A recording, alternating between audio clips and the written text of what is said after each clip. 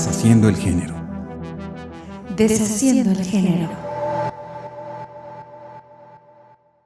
Buenos días a todos y todas. Mi nombre es Maribel Núñez.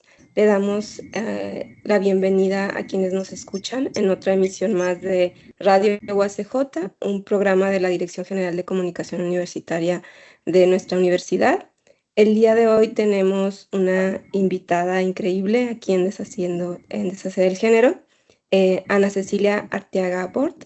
La doctora es profesora investigadora, titular C del Instituto de Investigaciones Sociales de la Universidad Autónoma de Baja California, de la UABC.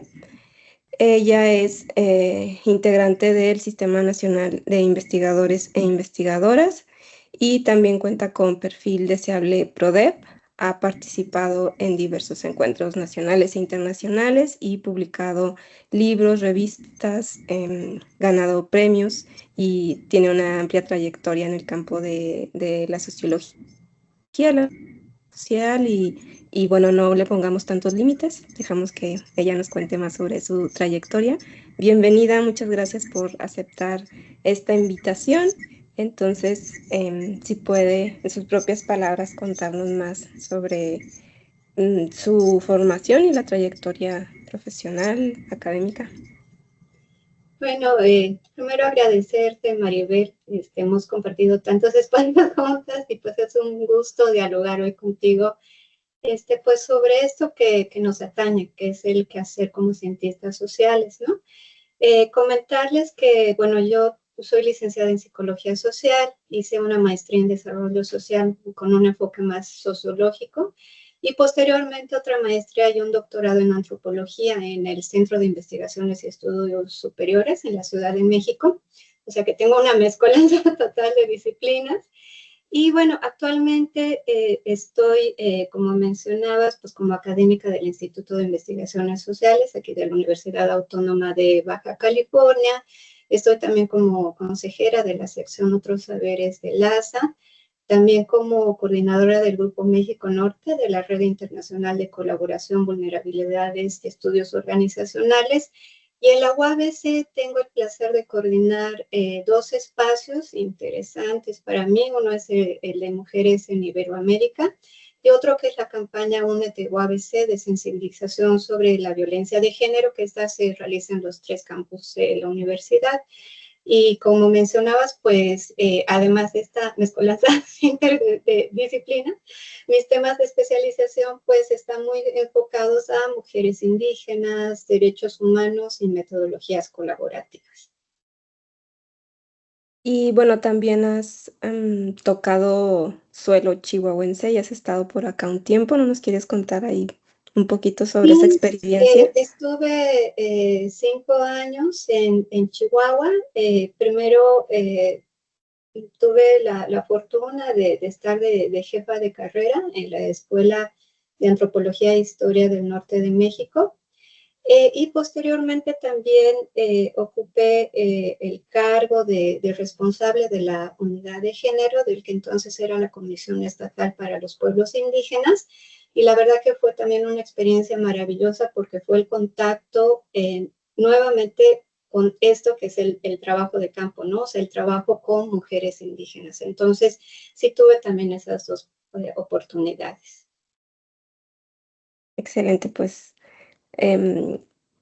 hay mucho trabajo también sobre mujeres rarámuris, que también en la ciudad a veces aquí no contamos con tanta diversidad de investigaciones y pues en Chihuahua se hace ese trabajo y también la ciudad tiene una población importante, un enclave importante para la población rarámuri, entonces es muy interesante seguir la pista a tus trabajos. Están ahí de libre acceso, digamos, pero también nos puedes luego hablar de eso.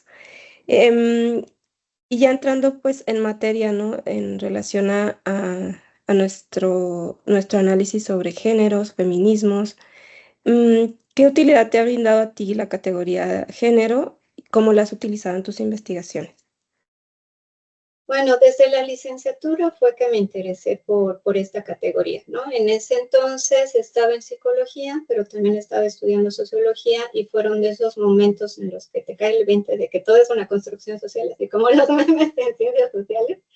Y ahí fue que me empezó a interesar el cómo el género también se construye social, cultural e históricamente, ¿no? Entonces, desde ese interés de análisis, por ejemplo, en la tesis de licenciatura ya propuse estudiar las representaciones sociales sobre las guaguas aymaras. Guaguas se dice en los Andes a los bebés, niñas o niños pequeños.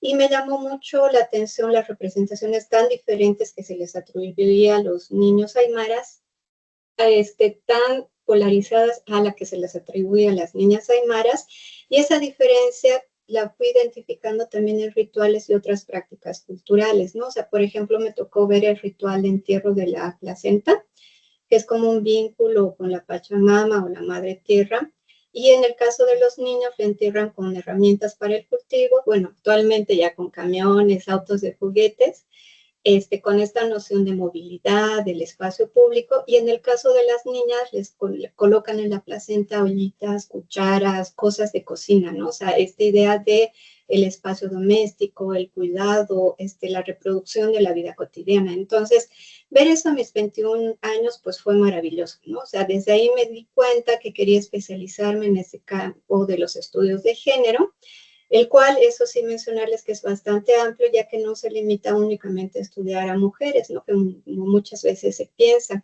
Por ejemplo, desde los estudios de género podemos problematizar en relaciones de poder, en normas sociales, culturales, en la forma en cómo el género se entrecruza con otras categorías como la clase, la etnia, la raza, la sexualidad, la edad, la discapacidad, entre otras. Y desde ese enfoque interseccional, después de la tesis de licenciatura, me empezó a interesar la resistencia y las agencias de organizaciones de mujeres indígenas que atienden y previenen la violencia de género. O sea, me pasé de este foco, digamos, de lo que era la representación de la infancia a ya también voltear y empezar a analizar a estas agencias y esta posibilidad de organizarse que tienen las mujeres indígenas. Entonces, me interesó también cruzar con violencia de género, o sea, esta violencia que ya se sabe es física, psicológica, sexual, patrimonial y demás, para ir analizando las distintas resistencias y estrategias que plantean estas mujeres. A partir de eso, pues ya llevo 22 años, pasa el tiempo muy rápido. Con este interés he empezado a desarrollar en distintos lugares y con distintas organizaciones, pero bueno, más allá de este foco en organizaciones de mujeres indígenas y de violencia de género, también comentarles pues que los estudios de género son todavía más amplios, ¿no? O sea, como les decía, también no solamente implica el estudio de la mujer como tal, sino también podemos ver problemáticas tan diversas como lo que son desigualdades estructurales, el análisis de los cuerpos, las sexualidades, las identidades, el trabajo, el tema de cuidados, que es toda otra línea de investigación, la gobernanza. Entonces, veo que tiene una infinidad de temáticas, es tan abierto el concepto que cada vez me aproximé más y me enamoré de este campo de estudio. Excelente. ¿Y cómo fue tu incursión en México? O sea, generalmente cuando hacemos posgrados en el extranjero tendemos a estudiar la realidad de la cual conocemos, ¿no?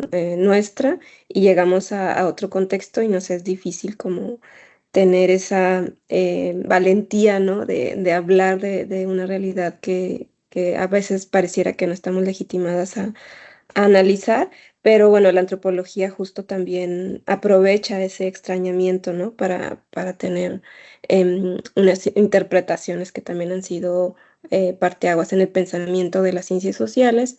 Entonces, ¿cómo fue esa incursión o cómo te involucraste con las mujeres en México y siempre desde esta perspectiva, ¿no? Sí, yo previo a realizar los posgrados aquí en México, formaba parte de un grupo de investigadoras e investigadores que pertenecían tanto al CIESAS como al CMI, que es un instituto de investigación en Noruega. Yo era pues por parte de Noruega, pero vivía en Bolivia, yo soy boliviana. Entonces, a partir de esta investigación amplia, se tomaron estudios de caso en Latinoamérica y en África, y uno de los estudios de caso fue el de Bolivia, y ahí fui como, o sea, fue como me fui articulando, digamos, esta red más amplia de investigación, y como también tuve el contacto con un grupo en el CIESAS que trabaja precisamente desde esta mirada de los feminismos decoloniales, las metodologías colaborativas, y también desde lo que es la antropología jurídica, ¿no? Que es lo que yo ya había realizado en Bolivia, pero sentía, la verdad, como tenía mi formación como psicóloga, socióloga, sentía que me faltaba esa formación de antropóloga y de etnógrafa, ¿no? Entonces fue así que dije, no, o sea, ya hice la maestría, pero también quiero empezar de un punto más bajo, hacer otra maestría en antropología, y en este entorno que yo ya conocía de investigación, y fue así que llegué a México, y la verdad que fue una experiencia muy enriquecedora, ¿no? O sea, creo ya he emigrado ya no sé cuántas veces de un lado para el otro, pero definitivamente México me permitió el aproximarme a otros procesos organizativos en mujeres indígenas. Por ejemplo, primero trabajé con mujeres Ñusabi y Mepa de la Policía Comunitaria de Guerrero, después con la Red de Mujeres Rarámuri Napahuica Umuquí, o Mujeres Unidas del Estado de Chihuahua, y desde el 2002 hasta la fecha estoy acompañando a las casas de las mujeres indígenas y afromexicanas del norte de México. Me estoy enfocando en las 5 que están en el norte, principalmente en la casa que está en Tijuana, en San Quintín y en Chihuahua, ¿no? Entonces, como tú dices, la antropología es como empezar desde cero, es irse vinculando con este contexto en el cual vamos a trabajar, y no se me ha hecho difícil del todo el articularme en contextos que inclusive están lejos de mi país, ¿no? Entonces, más bien yo siento que me ha brindado muchas posibilidades, incluso de comparación con los estudios de caso que estaba realizando antes en Bolivia, ¿no? Excelente, pues sumamos una gran mente para el análisis de nuestra realidad acá en México. Y con esa experiencia cuestas que has incursionado y trabajado con diversas mujeres en América Latina, ¿cuáles crees que son las diferencias y convergencias que tenemos en las realidades que atraviesan la región? Bueno, les quisiera antes como comentar también que, aprovechando la pregunta anterior, en el caso mexicano fue mi aproximación con estas organizaciones, pero en el boliviano yo trabajé mucho tiempo en comunidades andinas, ¿no? Por ejemplo, de hecho, la tesis del doctorado y investigaciones previas me permitió hacer como una investigación longitudinal de aproximadamente 6 años en un territorio que se llama Totora Marca, y también tuve la posibilidad de trabajar con mujeres yuracarés del territorio indígena y Parque Nacional Isiboro Sécure, que pertenece a la Amazonía boliviana. Y la verdad que ya había realizado otras investigaciones previas, pero como que esas experiencias más longitudinales de Bolivia y de México me muestran varias diferencias, pero yo quisiera destacar una principalmente, porque es muy amplia, que son los tipos de violencias y exclusiones estructurales, ¿no? Por ejemplo, en Bolivia, Totora Marca pues afronta un problema que tiene el altiplano boliviano en general, que es el creciente minifundio de las tierras, ¿no? Entonces hay mucha migración por ese minifundio, y a la vez uno de los índices de pobreza y necesidades básicas insatisfechas más altos del país, ¿no? En el caso de la población de Altimnes, que les comentaba que es la Amazonía, está la situación de pobreza, pero también una serie de conflictos socioambientales que son comunes en la selva amazónica. O sea, los dos estudios de Bolivia y en general, Bolivia está marcada por la pobreza, la marginación, más otros problemas pues, propios de cada contexto, como lo que les comento en la Amazonía, ¿no? Mientras que en el caso mexicano, pues como bien saben, quienes trabajamos aquí, la constante es pues la inseguridad, ¿no? Aquí me tocó afrontar en campo el fenómeno, afrontar y no solo me toca afrontar este fenómeno de la narcoguerra, ¿no? O sea, estos conflictos entre fuerzas militares, civiles, narcotraficantes, lo que genera pues todo este contexto social de hiperviolencia, ¿no? Y es un reto a la vez para quienes realizamos trabajo de campo, pues el poder movernos en estas dinámicas, ¿no? Y yo destacaría como esa diferencia principal, habiendo muchas otras, pero creo que es la que más yo noté en mi proceso de realizar etnografía, ¿no? Entonces, de alguna manera, aunque digamos que las realidades sean distintas, la violencia sigue recayendo en las mujeres o las desigualdades de género podrían llegar a profundizar, ¿no? Una situación de marginalidad en la que ya estamos un tanto en los límites. Aún así, creo que las mujeres con las que has trabajado, como suele ser en muchos casos, ¿no? Son agentes activas, están como tratando de empujar los límites que se les imponen. Entonces, obviamente el panorama es sombrío, ¿no? Estamos atravesando situaciones muy complicadas, sin embargo, hay allí como respuestas también, ¿no? Sí, totalmente. Por ejemplo, yo creo que esa es la central convergencia entre los dos países y en general hablando de Latinoamérica, que hay innovadoras respuestas a destacar, ¿no? O sea, por ejemplo, cada organización con la cual yo trabajo responde de una manera tan creativa a estos contextos complejos e inmediatos, ¿no? O sea, por ejemplo, la Casa de la Mujer Indígena que está en Tijuana y la de San Quintín atienden, como están en la frontera norte del país, ellas atienden a mujeres indígenas migrantes, ¿no? Ya sean permanentes o temporales, pero también enfocan su trabajo a mujeres trabajadoras, ¿no? O sea, están las promotoras de Tijuana apoyando a trabajadoras del hogar, porque la mayoría de las mujeres que migran a esta región del país se insertan en este oficio, y las de San Quintín a jornaleras agrícolas, ¿no? O sea, y esto es central porque, por ejemplo, la región donde está San Quintín, casi el 40% de la mano de obra migrante en la agricultura, pues es femenina, ¿no? Entonces, para el caso boliviano, haciendo ya también estas comparaciones, en Totoramarca lo que yo analicé fue el tema de autonomías, ¿no? Se constitucionalizaron las autonomías en Bolivia. Totoramarca fue uno de los territorios que lideró el proceso para elaborar su norma básica o estatuto autonómico, y no se estaban incluyendo las propuestas de las mujeres. Ellas se organizan, hacen una serie de eventos y al final logran que se registren sus demandas.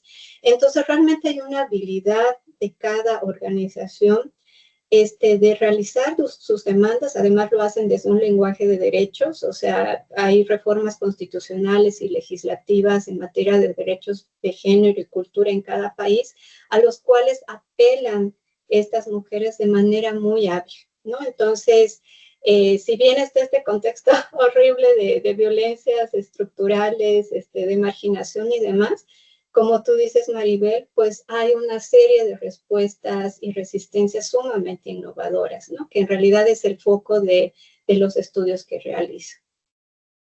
Sí, excelente. Y creo que Bolivia en algún momento se convirtió como una especie de faro de la discusión sobre despatriarcalización, sobre el papel, ¿no? de grupos mujeres y varones también que se veían como pues carentes de agencia, como tutelados, ¿no? Sujetos tutelados, y hay una sorpresa muy, muy grande, ¿no? Cuando vemos textos increíbles, discusiones sumamente pues vastas sobre cómo pueden existir otras formas de vincularse, otras propuestas, ¿no? Más allá de las que Occidente siempre ha empujado tradicionalmente. Y dentro de ese esquema estaba esta idea pues, del feminismo paritario indígena, de una vinculación, ¿no? Digamos que en otras formas, grupos, puede haber un quehacer distinto o una forma de hacer las cosas que no es necesariamente a la manera occidental. Entonces, también hay como una cuestión ahí de tacto, ¿no? Porque puede ser muy colonial como la mirada de, no, es que tú sí estás dominada, tú sí tienes que liberarte. Entonces, ¿qué tan fértil te parecen esos cruces y esos debates en torno al feminismo indígena?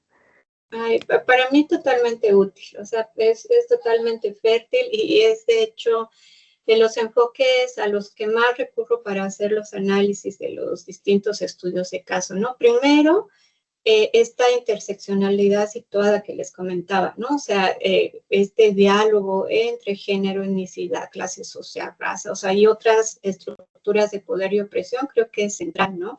Y también es importante esta visibilización de la colonialidad, del racismo y del impacto particular que ha tenido en las mujeres indígenas, ¿no? Les pongo un ejemplo que en Totoramarca, cuando se estaba elaborando este estatuto, norma básica que les comenté, las mujeres ancianas recordaban mucho las experiencias de sus abuelas en los tiempos de las haciendas, ¿no?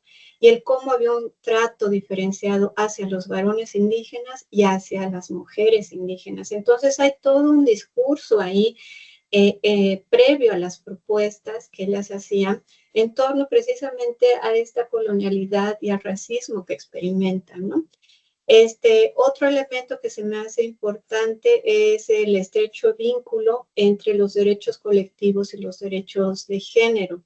Es decir, esta comprensión de que la defensa del territorio y del cuerpo femenino son espacios inseparables. Les pongo otro ejemplo. La red de mujeres Rarámuri se conformó en el contexto de la pandemia por COVID-19. Son 17 comunidades indígenas urbanas en la ciudad de Chihuahua y de las 17, 15 eran gobernadoras o Siriam. Imagínense todos los cambios que han habido últimamente. Ellas atienden casos de violencia de género y se dieron cuenta que pues se dispararon durante la pandemia, ¿no? Entonces deciden organizarse y empiezan a conseguir despensas y a visitar familia por familia con todos los cuidados necesarios para, su objetivo era precautelar el bienestar colectivo, o sea, hablaba mucho del colectivo y a la vez atender posibles casos de violencia a mujeres, o sea, ese vínculo entre lo colectivo y los derechos de género es algo que también se me hace muy útil en los casos que yo analizo, ¿no? También está esto de partir de una visión culturalmente situada de las relaciones de género. Por ejemplo, que partamos desde la pregunta cero, ¿no? O sea, ¿qué significa ser mujer, ¿no? En las comunidades aymaras me decían que pues responde al principio Chachawarmi, que significa hombre-mujer, que organiza toda la vida y la naturaleza desde una lógica de complementariedad e interdependencia, ¿no? Pregunto lo mismo en las comunidades rarámuri y bueno, hay muchas investigaciones al respecto y te responden que las mujeres son las que tienen 4 almas y los hombres 3. Las mujeres requieren un alma más para el embarazo y el parto y eso te lleva a pensar que tienes que partir desde cero de las categorías, ¿no? Y a la vez eso no significa caer en miradas esencialistas, o sea, ya las mismas mujeres indígenas identifican y crean estrategias para afrontar y modificar las opresiones de género que afrontan ante sus costumbres, en sus marcos culturales. Y un ejemplo claro, yo lo viví en el caso de Totoramarca. Las mujeres analizaron este principio que les digo del Chachawarmi, hombre y mujer, e identificaron pues que había una serie de asimetrías y jerarquías en su práctica, ¿no? Entonces, al final, la propuesta central que se registró en su norma básica fue Chachahuarmi, Huarmi Chacha, que le cargaron de una serie de cambios que tenía que darse en la práctica de este principio, ¿no? Entonces, yo creo que este feminismo indígena pues es muy útil en varios aspectos, también muy útil en esta visión crítica del Estado, de las violencias, de las exclusiones estructurales. Y yo añadiría también, por último, la parte metodológica. Desde los feminismos descoloniales e indígenas, hay mucho el debate sobre las metodologías y a mí se me ha hecho muy útil. Yo parto de investigaciones colaborativas, que significa un trabajo conjunto con las colaboradoras, en mi caso organizaciones de mujeres indígenas, y el objetivo es la co-creación de conocimientos, ¿no? Desde la diversidad de epistemologías. Por ejemplo, en este marco metodológico, entre varias acciones con las organizaciones, realizamos videodocumentales, publicaciones en coautoría. Aquí tengo una. Esta, por ejemplo, la hicimos con la Red de Mujeres Rarámuri. Y pues fue todo un proceso distinto a la redacción de un libro académico, ¿no? Entonces, al final te lleva, digamos, a un enlace que es de YouTube y tú abres y está el video documental en el cual también ellas filmaron, ellas tomaron fotografía, dieron sus voces, o sea, la voz en off es de ellas, entre varios elementos. Entonces, en pocas palabras, estos feminismos nos están llamando a lo que señala Mercedes Olivera, ¿no? Que las metodologías colaborativas no solo tienen que ser vistas como técnicas de investigación, sino también como posiciones políticas. Ay, qué increíble.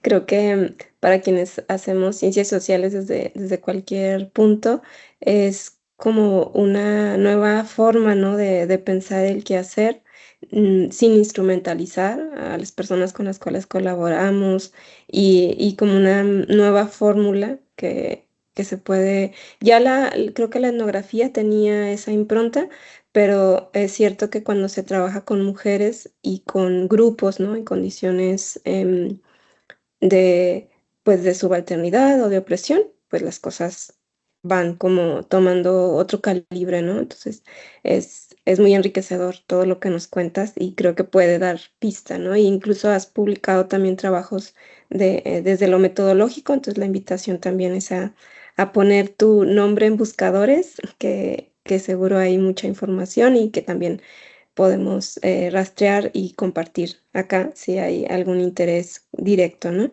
Entonces, para ir cerrando, ¿qué avisoras tú? ¿Cómo ves las discusiones futuras en torno a cómo los debates, la perspectiva feminista y desde las mujeres podemos hacer contribuciones a cuestiones como la justicia, ¿no? Los nuevos marcos jurídicos que ahorita también se están como discutiendo más en el país? Sí, yo desde años que ya me enfoco también en la justicia de género, que es totalmente un tema de análisis súper interesante, porque se enfoca precisamente a mucho a estos procesos para eliminar las desigualdades y discriminaciones, ¿no? O sea, yo que trabajo desde organizaciones de mujeres indígenas, tanto desde los casos de Bolivia y México y en relación con la justicia de género, lo que identifico es que históricamente pues, los estados no han podido cerrar estas brechas de desigualdad que mencionaba y al final sí terminan recargando sus funciones fundamentales, que es como esto de precautelar el derecho a la vida, en este tipo de organizaciones de mujeres indígenas, pero a la vez no hay ningún apoyo, o sea, más que apoyos mínimos, pero siempre como con un limitante, ¿no? Entonces, yo creo que estos debates desde el feminismo indígena, desde las propuestas descoloniales y desde principalmente de la agencia de estas organizaciones de mujeres indígenas, pues nos invita, por ejemplo, a pensar en políticas públicas de género que incorporen este enfoque interseccional que les comentaba, pero que no sea solamente incorporarlo, sino que también esté en la práctica y en la evaluación de resultados, ¿no? O sea, vimos que la interseccionalidad es útil para tener este enfoque integral, pero a la vez a eso hay que sumarle, pues, el enfoque también de interculturalidad, ¿no? O sea, de este diálogo horizontal en contextos de pluralidad étnica, lingüística y cultural, como es el de Bolivia y México, ¿no? También, pues, dar la vuelta, no solo del Estado, sino de la sociedad, de las y los académicos, a esta importante función que están cumpliendo las organizaciones de mujeres indígenas, ¿no? O sea, les pongo solo un ejemplo, incluso que te muestra los estilos de hacer justicia marcados por el género. Las casas de las mujeres indígenas, cuando tú llegas, lo primero que ves es una sala. Entras, me tocó ver la atención a víctimas en situación de violencia de género. Ellas entran y les dan comida, les dan agua. Si llegan con la pareja es lo mismo, les dan tés que tranquilizan. Y es una plática muy distinta a que si tú acudes con un operador de la jurisdicción ordinaria, pues va a ser totalmente diversa, ¿no? A la vez, también he estado y me quedo también ahí a dormir en las casas y veo que las mujeres que llegan a la estancia y se quedan varios días ahí, son incluidas en todas las actividades que hacen las promotoras, comen con ellas, les acompañan, van a los talleres. O sea, es un estilo de hacer justicia muy distinto, marcado por el género y también por la etnicidad, ¿no? Entonces creo que tenemos que voltear a ver estas tan innovadoras respuestas que están teniendo las mujeres indígenas organizadas, ¿no? Ya por parte del Estado, pues mejorar la coordinación, la cooperación, no solamente reconocer a estas instituciones, por ejemplo, incluir medidas de acompañamiento institucional en lengua materna, intérpretes indígenas, incentivar procesos internos de capacitación. O sea, realmente queda mucho por parte del Estado. Y, y también creo que algo que con lo que uno se encuentra haciendo este tipo de investigaciones es que hay una ausencia de un banco de datos, de estadísticas sobre el impacto de esta problemática en mujeres indígenas, y eso lo vimos con la Red de Mujeres Rarámuri, que, como les comenté, se conformó en el contexto de la pandemia. No había ningún registro de los contagios en comunidades indígenas urbanas y mucho menos de mujeres indígenas. Entonces, ante esto, las promotoras dijeron, nosotros vamos a aplicar nuestra encuesta. Aplicaron un montón de encuestas que después las sistematizamos para el libro y se enfocaron en ver cuál era la problemática que estaban afrontando las mujeres en ese momento de crisis, qué estaban haciendo en lugar, por ejemplo, quienes se dedicaban al trabajo del hogar, qué alternativas con el tema de la virtualidad de las y los niños, o sea, todos los retos que estaban viviendo como mujeres. Entonces, yo cerraría con esta idea central de voltear a ver esta agencia y estas respuestas tan innovadoras, que no solamente tienen estas organizaciones de mujeres indígenas, sino todos estos procesos organizativos en general. Excelente, pues muchísimo que hacer por delante y pues nos queda un montón en el tintero, pero muchísimas gracias por haber aceptado esta invitación, por seguirnos. A quienes se encuentran viéndonos y escuchándonos, pues también gracias por continuar aquí. Y llegamos al fin de la emisión. Recuerden seguir nuestras transmisiones en las diversas redes, en Facebook, en YouTube, en Spotify, y pues ahí encontrarán temas de su interés, no solo en el marco del género, sino en divulgación científica en general. Y a nombre de todo el equipo de producción, yo soy Maribel Núñez y les esperamos en otra emisión más de Radio ACJ. Gracias.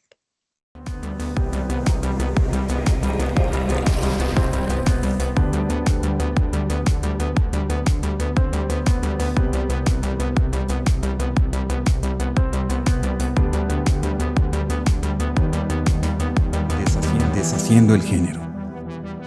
Deshaciendo el género.